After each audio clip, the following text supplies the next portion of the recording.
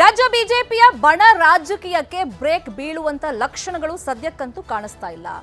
ಸದನದ ಒಳಗೆ ಸರ್ಕಾರವನ್ನ ಕಟ್ ಹಾಕುವಂತ ನಿಟ್ಟಿನಲ್ಲಿ ಒಂದಿಷ್ಟು ಒಗ್ಗಟ್ಟು ಪ್ರದರ್ಶನ ಮಾಡ್ತಾ ಇದ್ದಾರೆ ಬಿಟ್ರೆ ಸದನದ ಹೊರಗೆ ಆ ಒಗ್ಗಟ್ಟಿನ ಪ್ರದರ್ಶನ ಆಗ್ತಾ ಇಲ್ಲ. ಈ ನಡುವೆ ವಿಪಕ್ಷ ನಾಯಕ ಆರ್ ಅಶೋಕ್ ತಲೆಬಿಸಿಯ ಮಧ್ಯದಲ್ಲಿ ಒಂದು ರಣತಂತ್ರವನ್ನ ರೂಪಿಸಿದ್ದಾರೆ. ಆ ರಣತಂತ್ರ ಏನು, ಇದಕ್ಕೆ ಯತ್ನಾಳ್ ಟೀಮ್ ಬಗ್ಗುತ್ತಾ ಅನ್ನೋದು ಈಗಿರುವಂತ ಕುತೂಹಲ.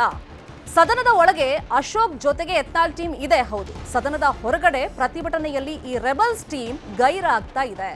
ಯತ್ನಾಳ್ ಟೀಮ್ ನಡೆ ಬಗ್ಗೆ ಬಿಜೆಪಿಯಲ್ಲಿ ಅಸಮಾಧಾನ ಇದೆ. ವಕ್ಫ್ ಹಾಗೇನೆ ಬಾಣಂತಿಯರ ಸರಣಿ ಸಾವು ಪ್ರಸ್ತಾಪಕ್ಕೆ ಸಿದ್ಧತೆಗಳನ್ನ ಬಿಜೆಪಿ ಮಾಡಿಕೊಳ್ತಾ ಇದೆ. ಇದಕ್ಕೆ ಬೆಂಬಲವನ್ನ ಕೋರಿದ್ದಾರೆ, ರೆಬಲ್ಸ್ ಟೀಮ್ನ ನಾಯಕರ ಬೆಂಬಲ ಕೋರಿದ್ದಾರೆ ಆರ್ ಅಶೋಕ್ ಅವರು.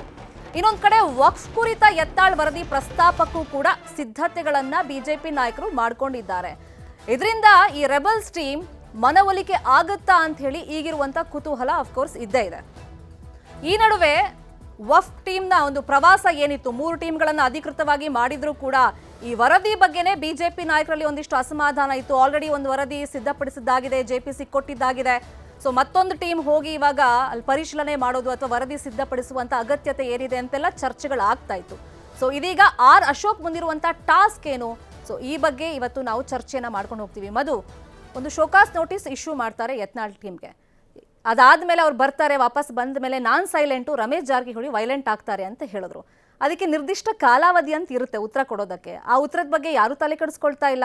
ಈಗ ಸದನದ ಒಳಗೇನೋ ಒಗ್ಗಟ್ಟು ಪ್ರದರ್ಶನ ಆದ್ರೂ ಕೂಡ ಹೊರಗಡೆ ಮತ್ತದೇ ಅಂತರ್ಯುದ್ಧ ಮುಂದುವರೆದಿದೆ. ಇಲ್ಲಿ ಪ್ರಮುಖವಾಗಿ ಬರೋದು, ಇಲ್ಲಿ ಬಿಜೆಪಿ ನಾಯಕರ ಪೈಕಿ 2 ಗುಂಪು ಆಗ್ಬಿಟ್ಟಿದೆ. ಯಡಿಯೂರಪ್ಪನವರ ಟೀಮ್ಗೆ ಒಂದು ಸ್ಥಾನಮಾನ ಕೊಟ್ಕೊಂಡು ಹೋದ್ರು ಕೂಡ ಮತ್ತೊಂದು ಕಡೆ ಯತ್ನಾಳ್ ಬೆಳೆಸ್ತಿರೋದು ಕೂಡ ಇದೇ ಬಿಜೆಪಿ ನಾಯಕರು ಅಂತ ಹೇಳಿ ತೀರಾ ಅತಿರೇಕಕ್ಕೆ ಹೋದಂಥ ಸಂದರ್ಭದಲ್ಲಿ ಕರೆದು ಒಂದಷ್ಟು ಬುದ್ಧಿ ಹೇಳಿ ಕಳಿಸಿರುವಂಥದ್ದು ಆಗಿದೆ. ಆ ಕಾರಣಕ್ಕೆ ಯತ್ನಾಳ್ ಅವರು ಪಕ್ಷದ ವಿಚಾರಗಳಲ್ಲಿ, ಕೋರ್ ಇಶ್ಯೂಗಳಲ್ಲಿ ಭಿನ್ನಾಭಿಪ್ರಾಯಗಳನ್ನು ವಿಸಿಬಲ್ ಆಗಿ ವ್ಯಕ್ತಪಡಿಸಬಾರ್ದು ಅನ್ನುವಂಥ ಒಂದು ಸೂಚನೆ ಇರೋದ್ರಿಂದ ಆ ವಿಚಾರಗಳಲ್ಲಿ ಇದ್ದಾರೆ. ಆದರೆ ಈಗ ನೋಡಿ, ಸದನದ ಒಳಗಡೆ ಬರೀ ಯತ್ನಾಳ್ ವರ್ಸಸ್ ಅದರ್ಸ್ ಅಂತ ಅಷ್ಟೇ ನೋಡ್ಲಿಕ್ಕಾಗಲ್ಲ.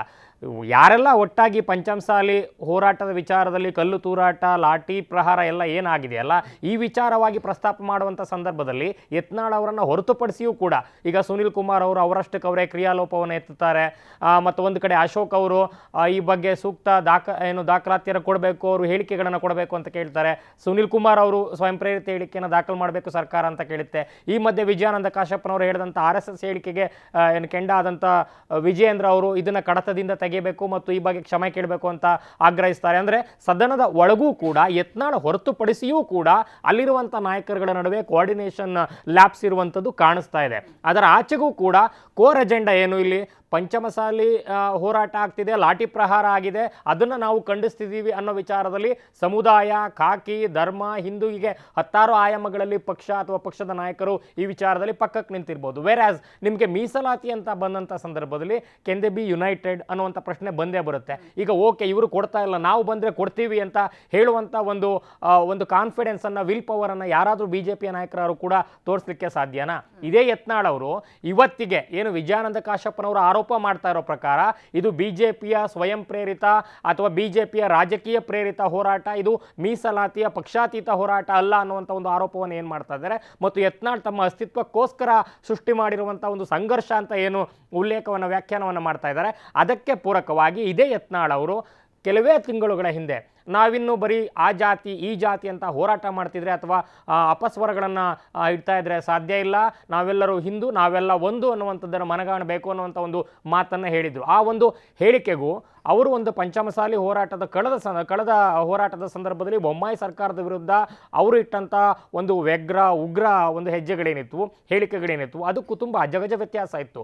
ಸೊ ಅದೇ ಒಂದು ವ್ಯತ್ಯಾಸದ ನಂತರ, ಆ ಒಂದು ಹೇಳಿಕೆ ಬಂದ ನಂತರ ಬದಲಾದ ರಾಜಕೀಯ ಪರಿಸ್ಥಿತಿಯಲ್ಲಿ ಅವರ ಉಚ್ಚಾಟನೆಗೆ ವೇದಿಕೆ ಸೃಷ್ಟಿಯಾಯಿತು, ಪಕ್ಷದೊಳಗಡೆ ಒತ್ತಡ ಬಂತು, ವಿಜಯೇಂದ್ರ ಅವರ ಮೇಲುಗೈ ಆಯಿತು. ಅದಾದ ಮೇಲೆ ವಿಜಯೇಂದ್ರ ಅವರ ರಾಜ್ಯಾಧ್ಯಕ್ಷ ಸ್ಥಾನವನ್ನು ಯಾವ ಕಾರಣಕ್ಕೂ ಬದಲಾವಣೆ ಇಲ್ಲ ಅಂತ ಹೈಕಮಾಂಡಿಂದ ಒಂದು ಕ್ಲಿಯರ್ ಮೆಸೇಜ್ ಬಂತು. ಅದಾದ ನಂತರ ಈಗ ಆಗ್ತಿರುವಂಥ ಒಂದು ಪ್ರತಿಭಟನೆ ಏನಿದೆಯಲ್ಲ, ಈ ಪ್ರತಿಭಟನೆಯಲ್ಲಿ ಬಹು ಚರ್ಚಿತ, ಕೇಂದ್ರೀಕೃತ ಅನ್ನೋ ರೀತಿ ಕಾಣಿಸ್ತಾ ಇರುವಂಥದ್ದು ಯತ್ನಾಳ್ ಅವರ ಫುಟ್ ಪ್ರಿಂಟ್ಸು.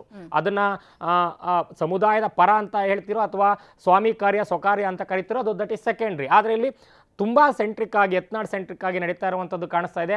ವಕ್ಫ್ ವಿಚಾರದಲ್ಲೂ ಅಷ್ಟೇ ಸೆಷನಲ್ಲಿ ಏನೇ ಮಾತಾಡ್ಬೋದು, ಹೊರಗಡೆ ಏನೇ ಮಾತಾಡ್ಬೋದು ಭಾರತೀಯ ಜನತಾ ಪಕ್ಷದ ರಾಜ್ಯ ಘಟಕದ ನಾಯಕರುಗಳು. ಆದರೆ ಯತ್ನಾಳ್ ಅವರ ಒಂದು ಆಗ್ರಹ ಮತ್ತು ಅವರ ಧ್ವನಿಗಿರುವಂಥ ಒಂದು ವೇಗ ಇತ್ತೀಚಿನ ದಿನಗಳಲ್ಲಿ ಬೇರೆ ತೂಕದಲ್ಲಿದೆ.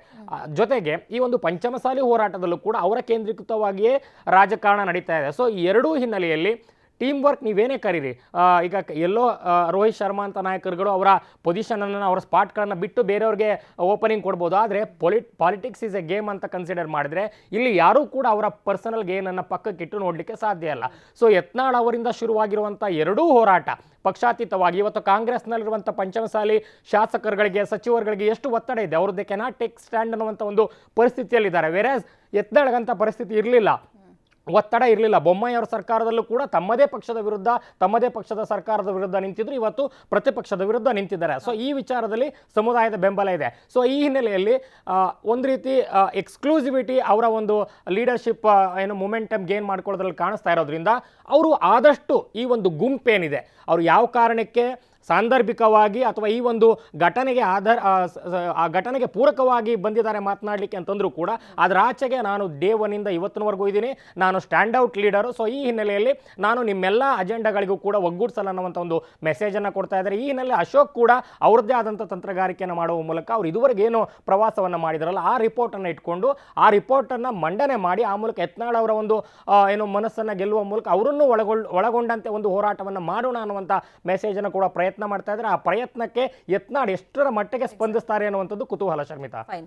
ಚಿದಾನಂದ್ ಪಟೇಲ್ ನಮ್ಮ ಜೊತೆ ಲೈವ್ ನಲ್ಲಿ ಕನೆಕ್ಟ್ ಆಗಿದ್ರು. ಚಿದಾನಂದ್ ಪಟೇಲ್, ಈಗ ಮಧು ಎಕ್ಸ್ಪ್ಲೈನ್ ಮಾಡ್ದಂಗೆ ಇವಾಗ ವಕ್ಫ್ ಹೋರಾಟದ ಬಗ್ಗೆ ಸರ್ಕಾರವನ್ನ ಕಟ್ಟಾಕುವಂತ ನಿಟ್ಟಿನಲ್ಲಿ, ಸರ್ಕಾರದ ವಿರುದ್ಧವಾಗಿ ದನಿ ಎತ್ತುವಂತ ನಿಟ್ಟಿನಲ್ಲಿ ಬಿಜೆಪಿ ನಾಯಕರು ಒಗ್ಗಟ್ಟಾಗಿ ಹೋರಾಟ ಮಾಡಲೇಬೇಕು, ಅನಿವಾರ್ಯ ಪರಿಸ್ಥಿತಿ ಇದೆ. ಇಂಥ ಟೈಮ್ನಲ್ಲಿ ಈಗ ಯತ್ನಾಳ್ ಟೀಮ್ನ ವರದಿ ಪ್ರಸ್ತಾಪ ಮಾಡಿದ್ರೆ ಅವ್ರಿಗೆ ಸಮಾಧಾನ ಮಾಡ್ದಂಗೆ ಆಗುತ್ತೆ ಅಂತ ಆರ್ ಅಶೋಕ್ ಅವರು ರಣತಂತ್ರ ಏನು ರೂಪಿಸ್ಕೊಂಡಿದ್ದಾರೆ, ಇದು ವರ್ಕೌಟ್ ಆಗುತ್ತಾ?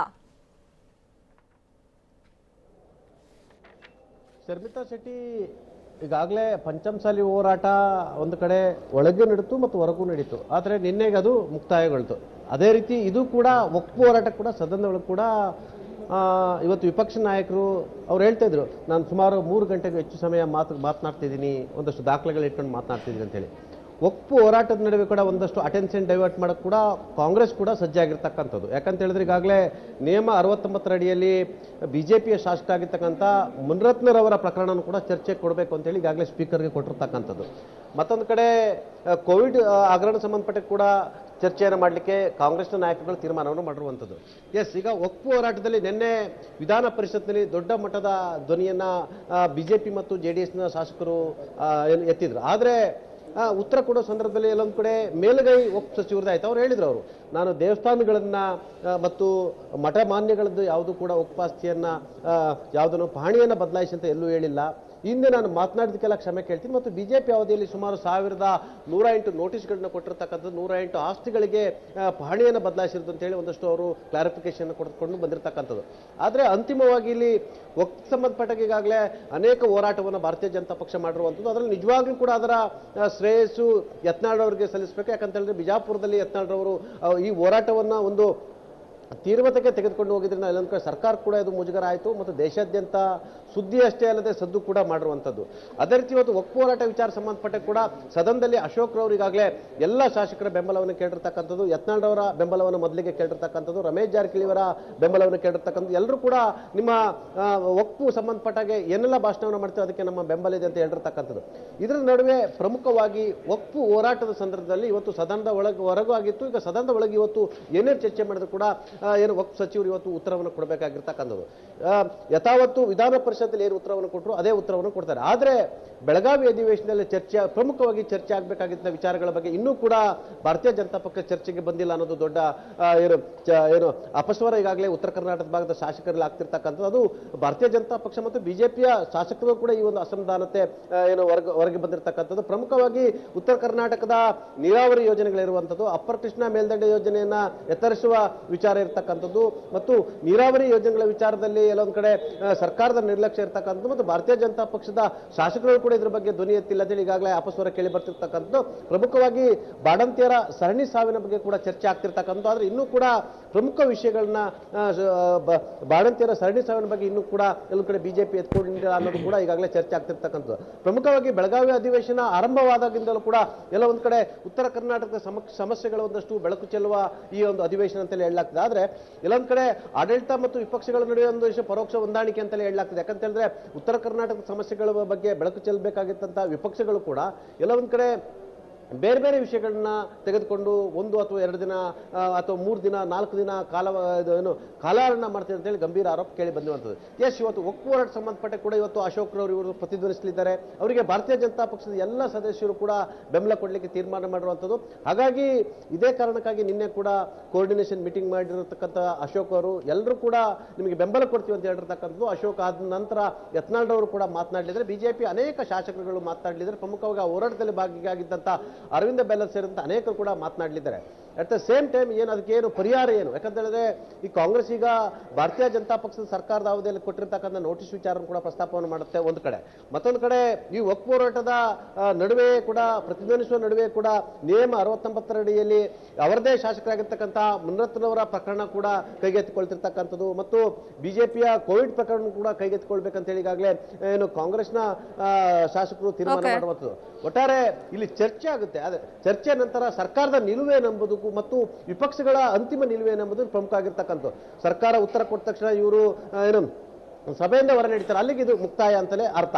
ಆದ್ರೆ ಇಲ್ಲಿ ನಿಜವಾಗಿ ಉತ್ತರ ಕರ್ನಾಟಕ ಭಾಗದ ನೀರಾವರಿ ಸಮಸ್ಯೆಗಳು, ಇಲ್ಲಿನ ಮೂಲಸೌಕರ್ಯಗಳ ಸಮಸ್ಯೆಗಳು, ಇಲ್ಲಿನ ಜನರ ಸಮಸ್ಯೆಗಳು, ರೈತರ ಸಮಸ್ಯೆಗಳು, ಕಬ್ಬು ಬೆಳೆಗಾರರ ಸಮಸ್ಯೆಗಳು ಈ ವಿಚಾರವಾಗಿ ಚರ್ಚೆ ಆಗಬೇಕಾಗಿರ್ತಕ್ಕಂಥದ್ದು. ಮತ್ತು ಉತ್ತರ ಕರ್ನಾಟಕ ಭಾಗದಲ್ಲಿ ಸರ್ಕಾರ ಬೇರೆ ಬೇರೆ ಔದ್ಯೋಗಿಕವಾಗಿರ್ತಕ್ಕಂಥ ಅನುಕೂಲ ಆಗಿರ್ತಕ್ಕಂಥ ಕಾರ್ಖಾನೆಗಳನ್ನು ತೆರೀಬೇಕಾಗಿರ್ತಕ್ಕಂಥದ್ದು. ಸರ್ಕಾರ ತನ್ನ ಇನ್ವೆಸ್ಟ್ ಅನ್ನ ಉತ್ತರ ಕರ್ನಾಟಕ ಭಾಗಕ್ಕೂ ಕೂಡ ಕೊಡಬೇಕನ್ನುವಂಥದ್ದು. ಯಾಕಂತಂದ್ರೆ ಈಗಾಗಲೇ ಸಣ್ಣದಾಗಿ ಉತ್ತರ ಕರ್ನಾಟಕ ಪ್ರತ್ಯೇಕ ರಾಜ್ಯದ ಕೂಗನ್ನು ಅವತ್ತಿನ ಭಾರತೀಯ ಜನತಾ ಪಕ್ಷದ ನಾಯಕ ಆಗಿದ್ದಂತಹ ದಿವಂಗತ ಉಮೇಶ್ ಕತ್ತಿಯವರು ಅದನ್ನ ಆ ಧ್ವನಿಯನ್ನ ಎತ್ತರಕ್ಕೇರಿಸಿದ್ರು. ಹಾಗಾಗಿ ಆ ಧ್ವನಿಯನ್ನ ಎತ್ತರಕ್ಕೆ ಏರಿಸಿದಂತ ಸಂದರ್ಭದಲ್ಲೂ ಕೂಡ ಅವತ್ತು ಕೂಡ ಉತ್ತರ ಕರ್ನಾಟಕ ಬೇರೆ ರಾಜ್ಯ ಆಗ್ಬೇಕಂತ ಹೇಳಿ ಒಂದಷ್ಟು ಚರ್ಚೆ ಕೂಡ ಆರಂಭವಾಗಿತ್ತು. ಹಾಗಾಗಿ ಸಮಗ್ರ ಕರ್ನಾಟಕದ ಪರಿಕಲ್ಪನೆ ಬೇಕಂತ ಹೇಳಿದ್ರೆ ಉತ್ತರ ಕರ್ನಾಟಕದ ಸಮಸ್ಯೆಗಳು ಚರ್ಚೆ ಆಗಿರುವಂತದ್ದು. ಸುಮಾರು 12 ಜಿಲ್ಲೆಗಳ ನೀರಾವರಿ ಸಮಸ್ಯೆ, ಮೂಲಭೂತ ಸೌಕರ್ಯ ಸಮಸ್ಯೆ, ರೈತರ ಸಮಸ್ಯೆ, ಇಲ್ಲಿನ ಕಾರ್ಮಿಕರ ಸಮಸ್ಯೆ, ಔದ್ಯೋಗಿಕವಾಗಿ ಏನ್ ಮಾಡಬಹುದು, ಎಷ್ಟು ಕೈಗಾರಿಕೆಗಳನ್ನು ತರಬಹುದು ಮತ್ತು ಉದ್ಯೋಗ ಸೃಷ್ಟಿಗೆ ಏನೆಲ್ಲ ಮಾಡಬಹುದು ಅಂತೇಳಿ ಚರ್ಚೆಗೆ ಆ ಚರ್ಚೆ ಒಂದು ತಾರ್ಕಿಕ ಅಂತ್ಯಕ್ಕೂ ಕೂಡ ಬರಬೇಕಾಗಿರುವಂತದ್ದು.